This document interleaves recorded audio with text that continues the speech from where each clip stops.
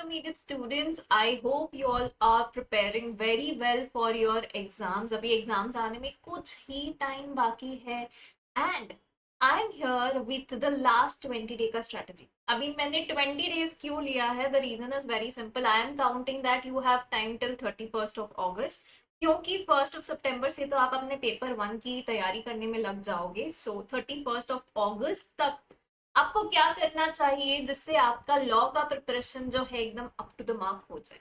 Now let me clear up all the assumptions which I am making. Assumption जो मैंने की है वो ये है कि आपका ना प्रिपरेशन हो गया है सब्जेक्ट का. मतलब you are done with the understanding and conceptual understanding, और आपने कम से कम आपके बुक्स में पूरा कंप्लीट कर लिया है syllabus. Okay, so I hope your syllabus is complete.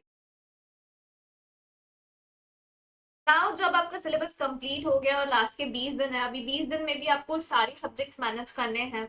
If there are people who are giving both the groups together, 6 subjects manage करने हैं. And for people giving group 1 you have only 3 subjects. So क्या करना चाहिए जिससे आपका law का confidence जो है वो एकदम बूस्ट हो जाए for the last 20 days? Let's understand. सबसे पहले तो now is not the time to study anything new. so no new thing to be done now. अगर कुछ नहीं आता है उसको छोड़. I literally mean no new thing to be done now. कोई नए टीचर का लेक्चर निकाल के मत बैठ जाओ या फिर कोई नए टीचर का मॉड्यूल मत ले लो. Don't do that. Now is not the time to do anything new. So nothing new to be done.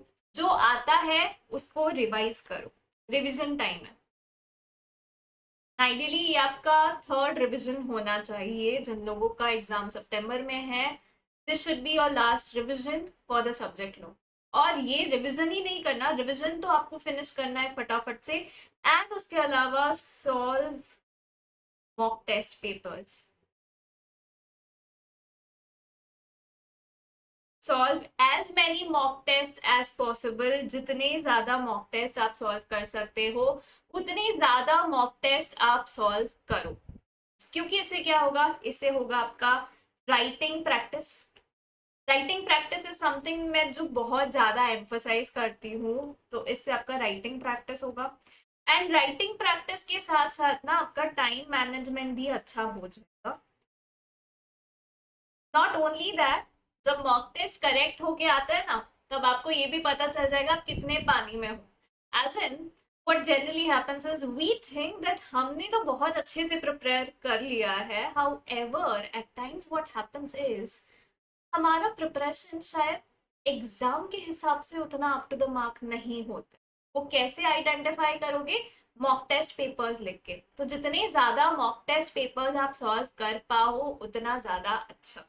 तो solve as many mock test as possible. And when I say solve mock test, write it in exam conditions. Exam conditions मतलब क्या? Starting में 15 minute मिलते हैं paper पढ़ने के लिए. 15 minute दो अपने आप को पेपर पढ़ने के लिए.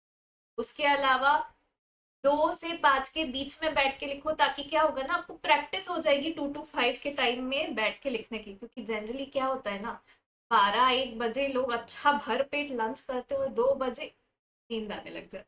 And we do not want that to happen in exams. So practice करो अभी से ही that you start writing in exam conditions. और एग्जाम कंडीशंस मतलब क्या? आप बाजू में लॉ का बुक लेके नहीं बैठना है. You have to sit like you are going to sit in your examination. Give yourself a proper time. घर में किसी को बोल दो, मॉम को, डैड को, फ्रेंड को, किसी को भी बोलो दैट 3 घंटे बाद मेरा पेपर ले लेना. जितना हुआ है, जैसा भी हुआ है, just come and take my paper after 3 hours. Alright. तो उसको हम बोलते हैं एक्चुअल एग्जाम कंडीशन में लिखना. Trust me, this is something which I have followed during my preparation और मुझे बहुत हेल्प किया. So I would recommend that solve as many mock test papers as you can. इससे क्या होगा ना, राइटिंग स्पीड बढ़ेगी और राइटिंग प्रैक्टिस अच्छा होगा. एंड अपार्ट फ्रॉम इट आपको क्या करना है? Eat healthy and take adequate rest. क्या आप बात कर रहे हो मैम? आप रेस्ट करने बोल रहे हो हमको? रेस्ट भी इम्पोर्टेंट है, सिर्फ दिन रात जाग के पढ़ाई नहीं करनी है, अपनी सेहत का भी ध्यान रखना उतना ही जरूरी है। Eat healthy food. अभी थोड़े टाइम के लिए ना वो बाहर का जंक फूड छोड़ दो for some time till your examination, उसके बाद जितना भी खाना है उतना खा लेना, हाँ लिमिट में। However, till your examination, eat healthy, take a proper diet, follow a proper routine, एक शेड्यूल बनाओ एंड मेक श्योर कि आप प्रॉपर टाइम पे सो रहे हो, नींद आपकी कंप्लीट हो रही है, बिकॉज अगर स्लीप पैटर्न डिस्टर्ब होगा ना तो फिर again it will become a problem, आपका कॉन्सेंट्रेशन इतना हाई नहीं होगा if your sleep pattern is disturb. Alright, so ये वाली चीजें कुछ आप फॉलो करो for the last 20 days, not only for law, आप ये सारे सब्जेक्ट्स के लिए भी अप्लाई कर सकते हो। All the very best for your examinations.